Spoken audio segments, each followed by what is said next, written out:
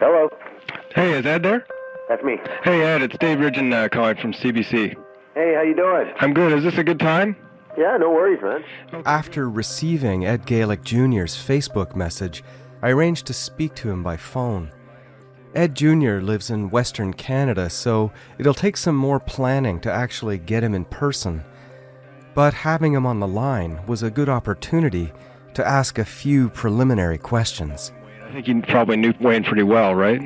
I knew him very well. I grew up with him, right? He was like my dad's son at that point. I mean, with my dad's relationship with Wayne, that was his son.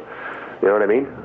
He was my boss for a very long time. But I mean, Serge was a family back then. It was all uncles and brothers, and these guys always out drinking together and partying. I mean, you couldn't separate those guys. I asked Ed Jr. for his thoughts on Wayne's murder. Honestly, when that happened, I was shocked. Because I didn't know Wayne all that well at that time. We'd been disconnected for a while. Because you got to understand that when that was going on, I had left Serge, right? And I started my own business and all that, and I'd left my dad as well. That's some years after Wayne left. He'd been his own business. And I knew, because you hear in the industry, right? Because we all know people. And I knew that they got that new place there, and they were trying to get into spring water. And I knew he was in the machinery business because I knew they were doing work because we'd run into each other, that type of thing. And I'd driven by the house, and I thought, wow, that's a pretty neat place. And then when that happened, I was blown away. Ed Jr. speaks quickly and with a bluntness that reminds me of his father. Both of the Eds were considered persons of interest by the police. I got questioned by the police. They came to my place.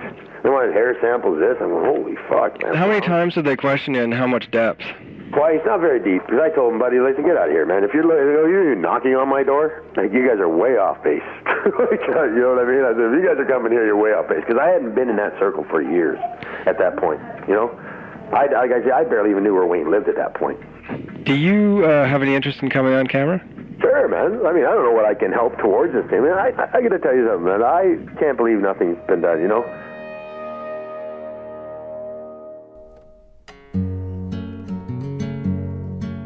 You are listening to Someone Knows Something from CBC Original Podcasts. In Season 4, David Ridgen continues the work he started 9 years ago on the Wayne Greavette case. This is Episode 4, D and L.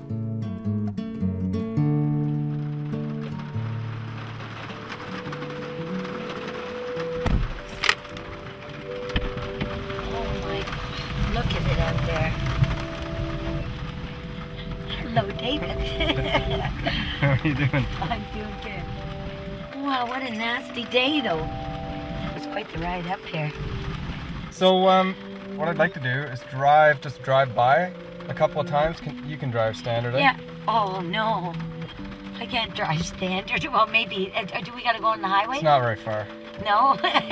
You're taking a real chance with me. Okay, where's the seat thing here? Here. Okay, so there's Now, here's that. the key. There's the clutch. Oh, you're taking a real chance. There's my second straight down. Yeah. After speaking to little Ed on the phone and making plans for a more formal interview with him, Diane and I searched for old friends and acquaintances who might be able to help with Wayne's case. Stay over to the left here a bit. Recording audio and driving manual is difficult, so Diane has offered to take the wheel. Okay, now you're gonna just kind of keep going straight onto that road. Okay. Go straight up. Don't make the. That's right. Ground. Keep going Okay. straight, and the train track is brutal, so you got to really go Okay. slow when you go right into first.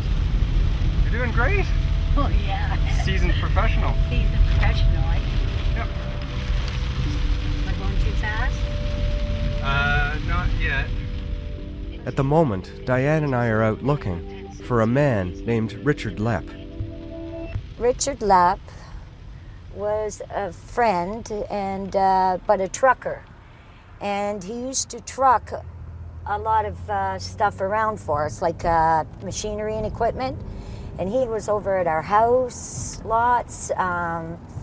He'd go and have beers with the guys like Ed and Wayne and the whole gang from Surge. They'd all go drinking. And so you think Richard is just, again, he's another one of these guys that might know something? Richard is mentioned by several people we've spoken to as someone I should talk to. Lepp was never at the farm, according to Diane, but some have said he bears a resemblance to one of the sketches of the two men asking for Wayne's address at the Acton post office. But that doesn't mean much, if anything. Many people I've spoken to have different opinions of who the sketches may look like. You know, he was from a Mennonite family, or he was raised by a Mennonite family. Richard Lepp? Yeah. I haven't talked to any of these people since it happened. Because I don't want to call them. I don't want anybody to know where I live or nothing about me, man. Like, I can't keep going on this long. There's no closure. A lot of times I think about everything that the police have checked into, and we're probably talking to some people that they may have already talked to 100 times, and I ask myself, well, what more would we get out of them than maybe the police already got, right? But it's that many years later that maybe just something comes up, you know? Diane and I couldn't find Richard Lepp, but I kept trying.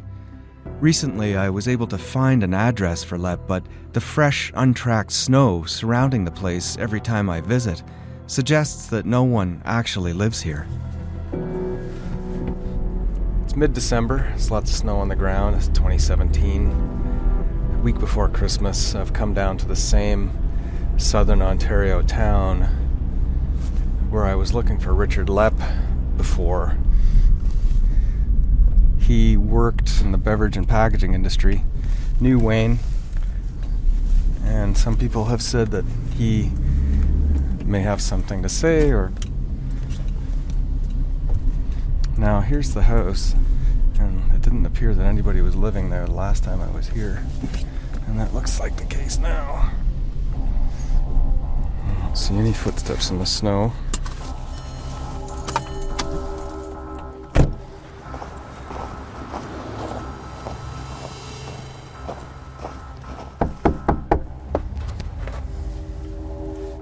There's a package delivery slip here for Richard Lepp.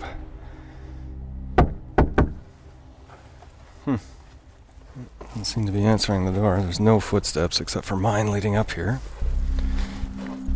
I don't think Richard Lepp's living here, but his mail goes here. So I sent him a couriered letter, but have yet to receive a response. I'm hopeful that the podcast of this case will reach the right set of ears. If you know anything about Wayne or his case, please get in touch. I'll keep looking for Richard Lepp. Luckily, there are others to find and speak to, like the two Surge employees mentioned by name in the letter. You did some work for a company I was with a few years ago, and although you won't remember me, Lisa and your delivery man Joe most likely will. Police believe that the letter writer named two people Wayne knew to lull him into a false sense of security. But if the murderer knew of Joe and Lisa, was the reverse also true? Did they know of the murderer? And then Joe, do you remember Joe's last name? Yeah, Zatich. That's a pretty easy name to find, though. Yeah. There's probably not very many Zatiches around. No, really. Okay, and then... Joe's given name, I discovered later, is actually Giuseppe, but everyone calls him Joe. Zatich, okay. Yeah. And where did he used to live on that fish farm property? Yeah. And then he moved somewhere? I don't know where he moved. The last time I knew, he was on the fish property. There was a fish farm next door to the Greavettes farmhouse where Joe happened to live in a trailer. And did he live on the fish farm property before you moved there? Yep. Oh, that's interesting. Did he never tell you about the spring property? Did he ever tell you about it before you saw the ad or anything like that? No. I was only just going through the paper, sitting at the house in Acton, and I happened to see it and thought, hey, there's a great thing. I mean, being that we were all involved in it, really right? Interesting. And so it's very coincidental, isn't it, that he lived there, right? Like that, and he was also one of these guys mentioned in the note. I think that's just so weird. Police say that it was just a coincidence that Joe lived so close and was also mentioned in the letter. and that there was nothing untoward about it. Like he had a trailer and that there, and no, but he didn't tell us about the property at all. But it is weird that they would mention Joe, but there again, he worked for Surge and he worked for D&L. Yeah. So and it wasn't hard to get a delivery guy's name, right? Yeah, really. Well, that's it's hard to say, but he was a great guy. He was our driver, and he would get our stuff to the places, and he was a good man, and I hope he's well. Okay, well... Joe's been a tough one to find, so if anyone in the audience remembers or knows Giuseppe Joe Zotich or Zotich, please write us at SKS. And then there's Lisa, who spells her name Leesa, differently than how it appeared in the letter, Lisa. Lisa worked for Wayne and Ed at Surge, and also became close with Diane. Her and I got to be friends, and then she started coming over lots, and then we always go every year for a girls' weekend where a bunch of us girls would go away. And she was my very close friend at that time. We did everything together. In fact, when the Greavettes began their own company, it was called D&L Equipment Locators, D for Diane and L for Lisa. And it was called D&L for her to come and be a part of this company, because she was my best friend. And I figured we'll all do it together, like when Wayne got let go from Surge after whatever happened over there, I went out that week, got the company registered, and did it in D&L. But after Wayne's murder and the subsequent police investigation, Diane discovered that there was more to Wayne and Lisa's relationship. Nah, I don't like to talk about that. It just goes to show you don't know people, do you, eh? Wayne, it turns out, had an affair with Lisa for years. I just was really disappointed to find out. Apparently, I guess that she had been messing with Wayne since she started at Surge in Milton, from what I understand. And then I guess she carried it on when we were in Acton. She spent a lot of time at the house. She was always at the house. I started getting a little pissed off with Wayne because of his flirtatiousness with her. And so then Wayne and I started to argue a little bit in regards to it. I wasn't liking how things looked, and he just thought it was just, like I was wasting his time over something so trivial, like so stupid, right? And police discovered that Lisa wasn't the only woman Wayne had affairs with while he was married to Diane. I knew him since I was 15, like 23 years we were together. And by the sounds of it, to me, from what the police, he was a very active man out there with a lot of other women. So I just and where he found the time to do it, for Christ's sake. At first I was devastated. Actually, I felt like a real twit, to be honest with you. How could all that go on and me not know? And then you find out all these things and you think that you knew somebody so well, and yet you didn't know them really. And sometimes, some nights he didn't come home, and it would be the next morning he would walk through the door. And his excuse would be that he had too much to drink and stayed over at someone's place. A lot of times there, I questioned that. I thought maybe he was messing around. And he said to me, Diane, why would I take that chance? He said, I've got you and the kids. Do you really think that I would give all this up just for being with another woman? And that's why I don't understand this other life that he had. Each time the police would call me and say, well, do you know this girl, or do you know this girl in Brantford? And Wayne had a thing going with her. And one time there, the police had said to me, they had called me in regards to this girl in Brantford. And apparently Wayne had stayed there for a couple weeks. And what I was told was that he confided in her that he had a problem. And so now I'm in there digging. Well, what do you mean? Like, you mean he told her and he wouldn't tell me his own wife? Like, I came home from the police station and, I was bawling my eyes out. And I phoned my girlfriend, and I phoned any girl I knew because I wanted to find out who else did he. It was almost like he was like a predator. He was predating on my girlfriends. So I phoned my girlfriend. I said, I just come back from the police station, and I told her about Lisa, and I said, I gotta ask you. I said, did he come on to you too? And she didn't say anything for a minute, and then I said, did he come on to you too? And she said, Diane, I don't want to talk about it on the phone. She said, I think, I'll grab her husband and we'll come up together. And she said, but I'll have to explain it to him first. So they came up, both of them, and what she told me was that she was lying in bed and Wayne had come in there and crawled in beside her and started to neck with her. And then she realized it was Wayne and told him to get the hell out or whatever. That's all she said. I don't know if it ever went further than that. Could Wayne's affairs have had something to do with his murder? I kept thinking that we're thinking it's all the springs and everything, but then I also think that maybe it's the part where there's a jealous husband, and the husband found out that Wayne's been after these girls. And I talked with the police and that about it, because they said, maybe if he's, excuse my phrase, fucked that many girls, and one of the husbands found out, for what I do, my life was Wayne. I loved him. And you know what? Sometimes he wasn't a really nice guy.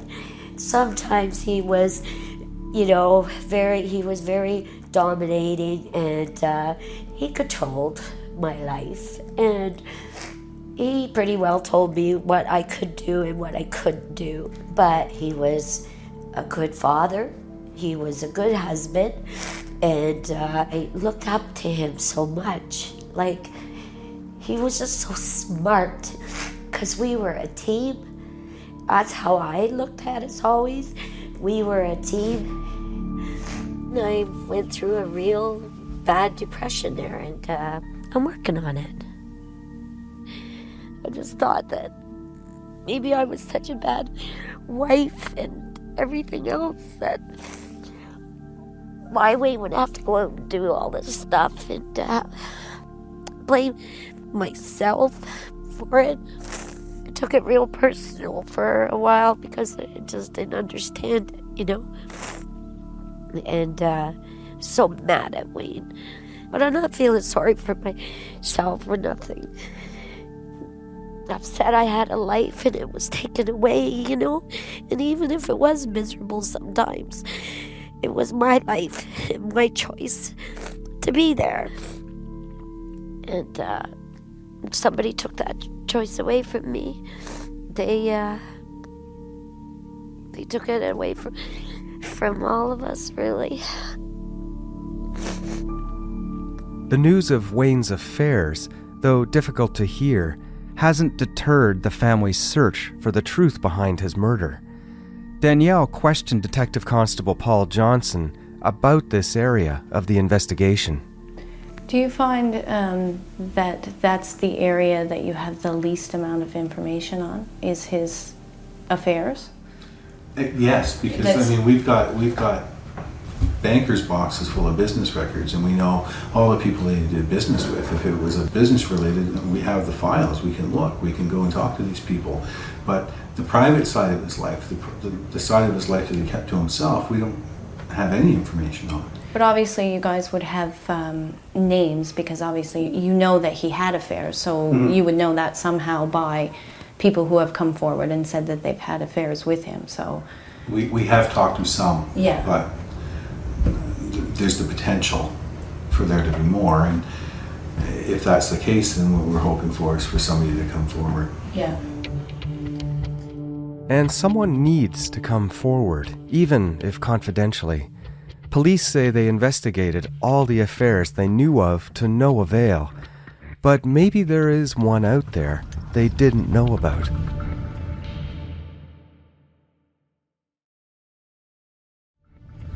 going. It's past this bunch of shrubbery and stuff up here. With the no Jeep in the parking lot?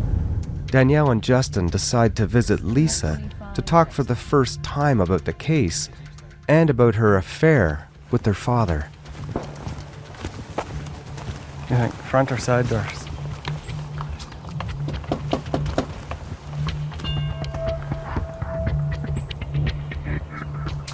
Hi. Hello. Hello. Do you remember me? No. It's Danielle. Greaveette. Oh my God. What are you guys? Oh my God, have you grown up? How's it going? You knew I was here? Well, we figured. Well, we didn't know if we would I talk wanna to you. come in, This or- is David, actually, from CBC. Hi, how you doing? Lisa is shorter with curly blonde hair, a sleeveless dark shirt and hoop earrings, and perfectly manicured nails. She invites us into her kitchen for a chat. What would be, like, if you were to speculate, like, what would be the direction you would say that we should take?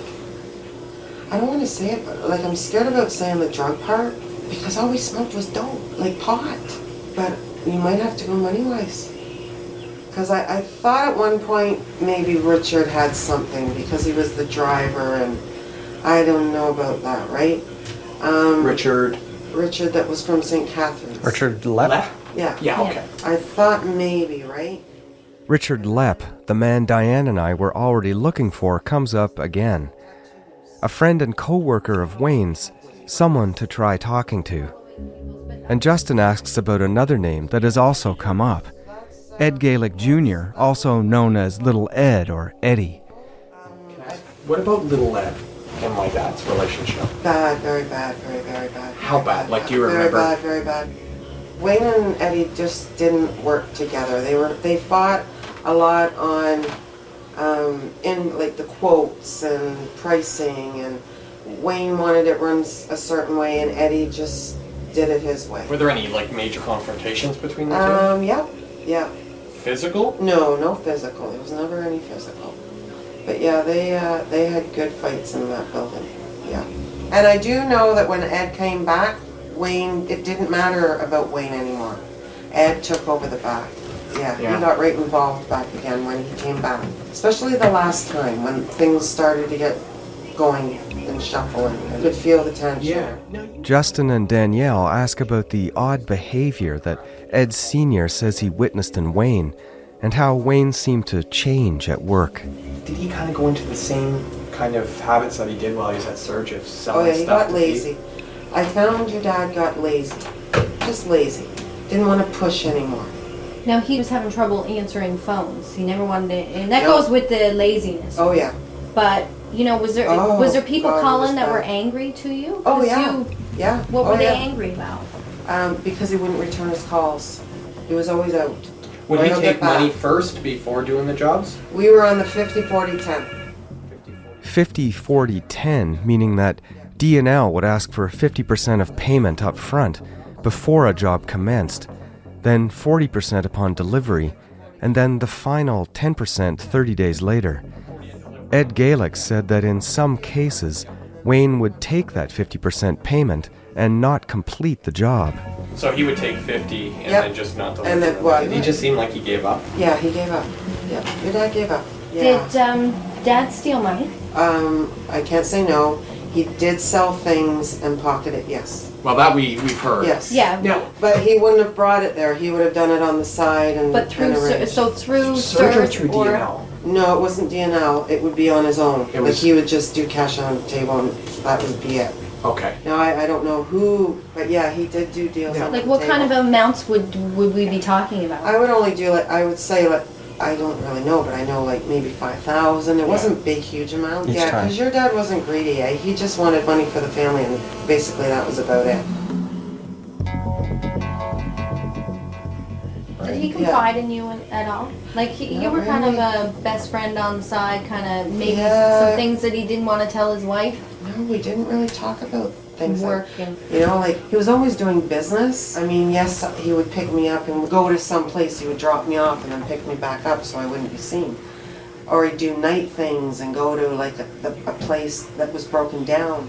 So, see, I thought about it too, you guys, and see, it's unfortunate because I broke away from them, right? So whatever they did after I had broken my wings from them, Yeah. I've lost that, I don't know, 1.5 years, 2 years, right? How did you find out? Newspaper. And when I came home and there was a sergeant detective card on my front door. Oh, really? I didn't know anything about it. I was at a skating competition in Acton. Walked up my front door to a police car. Didn't know what was going on. Walked in the house. Shocked. Shocked. What was your experience like with the cops? Oh, very intense. Yeah. Extremely intense. Because I apparently, what was I? Rocky was the jealous boyfriend, and I was the jealous girlfriend.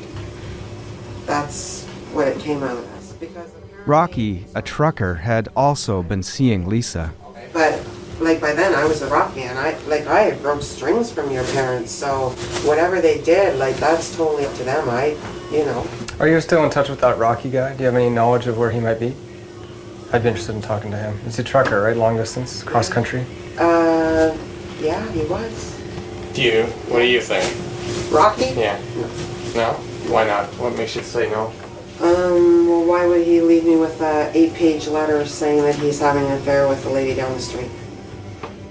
Why would Rocky be jealous of Wayne, Lisa reasoned, if Rocky was also seeing somebody on the side? Did they grill you pretty hard? Oh my God, yes.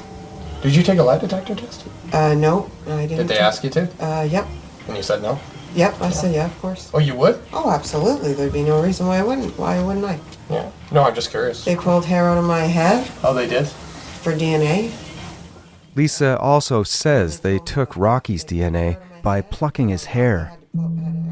Justin turns the conversation back to Wayne. Did he ever write you letters or anything? Lots. Do you have them? I will look. Try. Please. Oh yeah, I've got letters. Oh yeah. Okay. We would love to take a look at them. Yeah.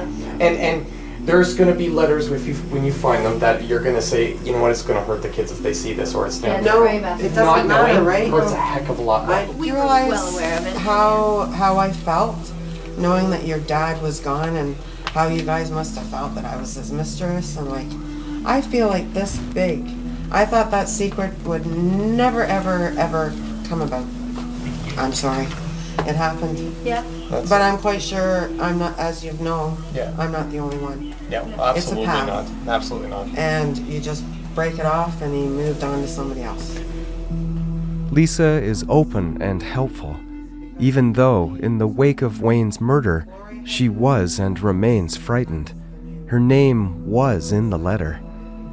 And then finally I went over to DNA. As we continue talking, Lisa remembers something else. You know what, you guys? If I look in I will get it out this weekend. In my computer, I have that old 286. I don't know whether you're... Yeah. Holy crap. And I should pull it out and see what's on there.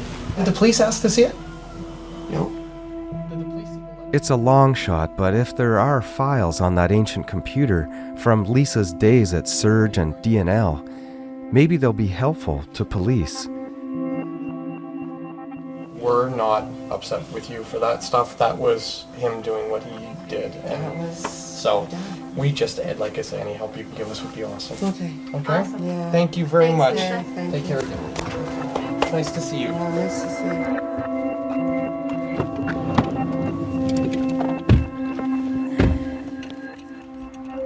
I don't understand. It's frustrating. We've been waiting 12 and a half years, and one of the aspects even the police think could possibly be is his affair stuff. Yet after 12 and a half years, they wouldn't ask her, a 5-year affair, whether or not he wrote her letters, or check her computer, or check to see if she had a typewriter possibly. Like, I mean, it's ludicrous. It's crazy.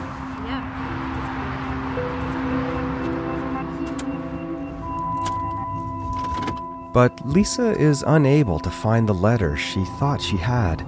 Windows are fogged up. Let's try and see if we can unfog them. And so, Diane has decided that she too would like to visit Lisa on her own to see if she can draw more information out of her that could help the case. We're on our way to go see Lisa. Yeah, of course it's hard. Yeah. But it's got to be done, right? I'm not looking forward to it, but you know what? I'm okay with it because I want to get this case solved. So, you do what you gotta do, right? I'm ready for her anyways. Don't worry, I won't freak out on her.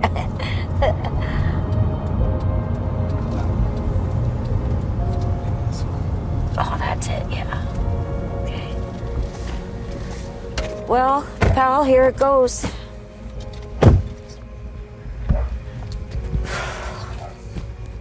Side door, eh?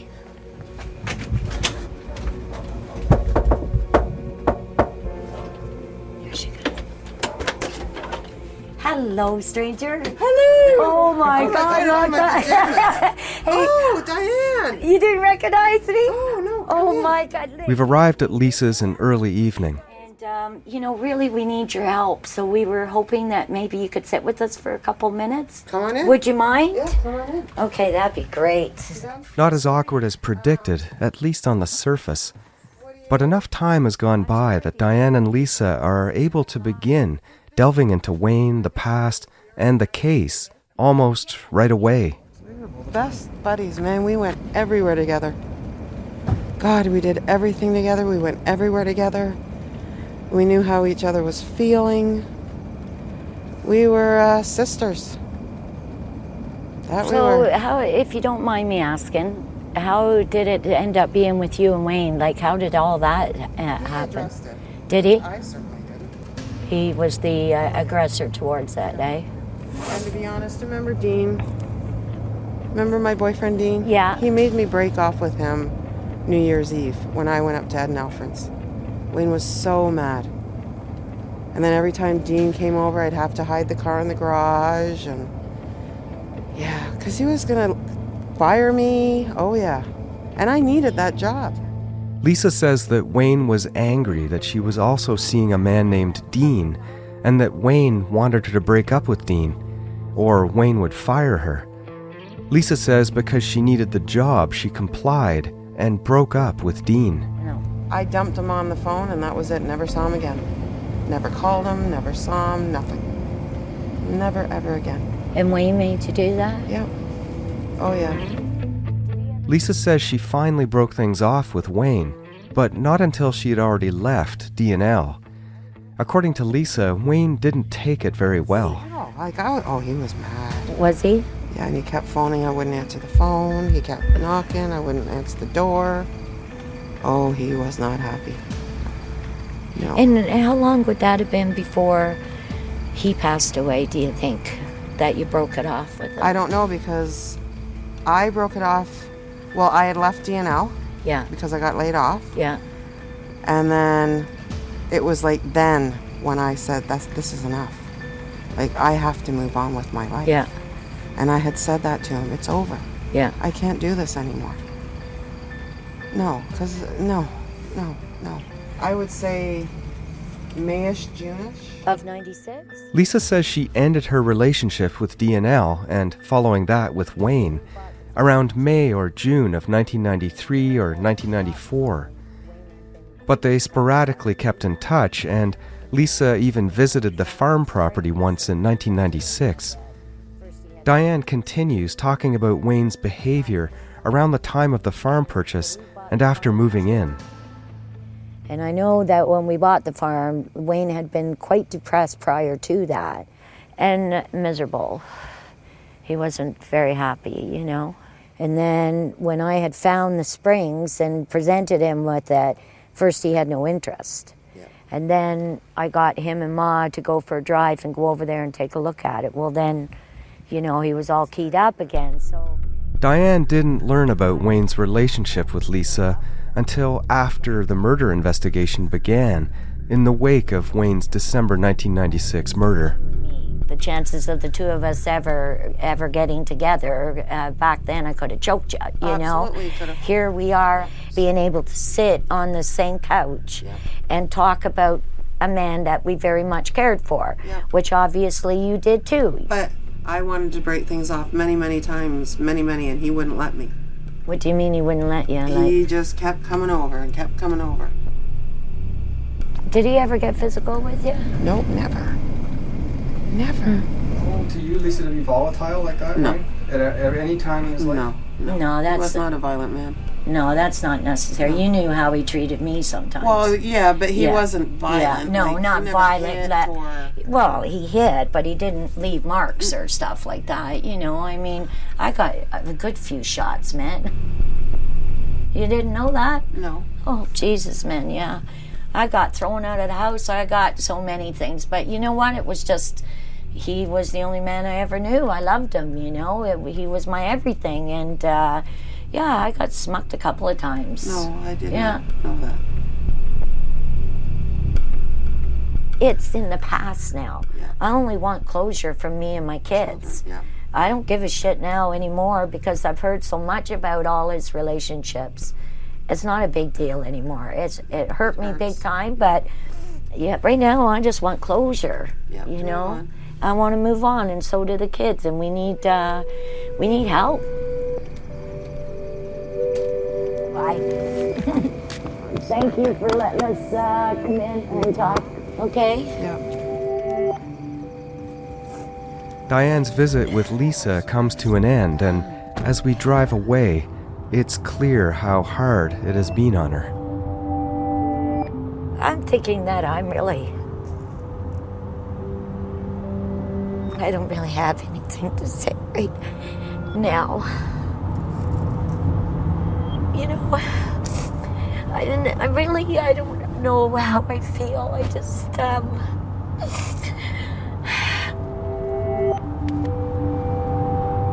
We drive to Diane's home in silence.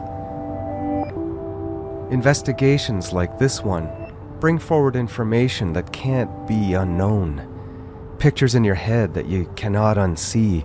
Revelations about people you thought you knew that forever change you. And it's through this process that cases must be approached by family members, like willfully walking through an unmarked minefield. The Greavettes keep moving forward, but stepping carefully. And I can see that part of the reason is that they need to do this. It's as much about freeing themselves as it is about anything for Wayne.